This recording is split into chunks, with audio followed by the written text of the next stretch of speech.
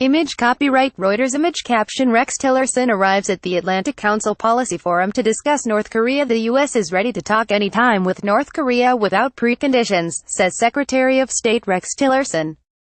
His statement appeared to shift the U.S. position away from previous demands that North Korea must disarm before any talks can be held. But hours later, the White House said President Donald Trump's views on North Korea had not changed. North Korea's pursuit of nuclear weapons technology has led to heavy US-led sanctions against the regime. Separately, the UN's political chief Jeffrey Feltman, who recently visited Pyongyang, told reporters that North Korean officials felt it was important to prevent war. China and Russia both welcomed Mr. Tillerson's comments. The Chinese Foreign Ministry hoped there would now be meaningful steps towards dialogue and contact between the U.S. and the North. Russian President Vladimir Putin's spokesman said such constructive statements impress us far more than the confrontational rhetoric that we have heard up to now.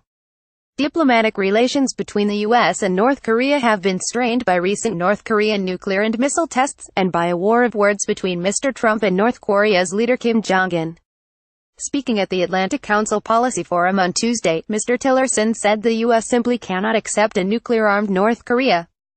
Appearing to soften the U.S. stance towards potential future talks, he said, "Let's just meet and let's talk about the weather if you want, and talk about whether it's going to be a square table or a round table if that's what you're excited about.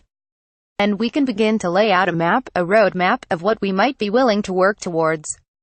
Media playback is unsupported on your device. Media caption How would war with North Korea unfold?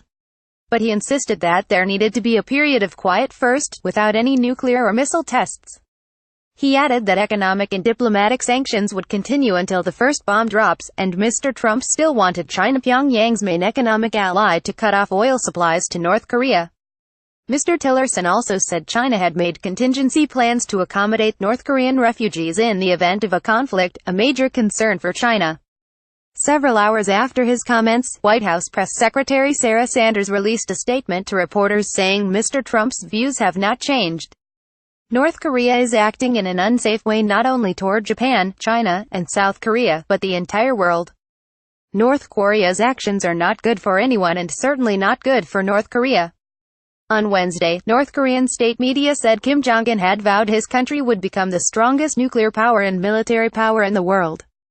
Speaking at a munitions industry conference, he cited North Korea's recent launch of intercontinental ballistic missile Wa-15 as a great historic victory.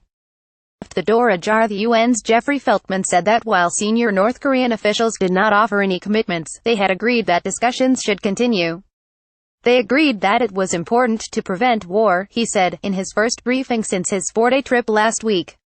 "We've left the door ajar and I fervently hope the door to a negotiated solution will now be opened wide."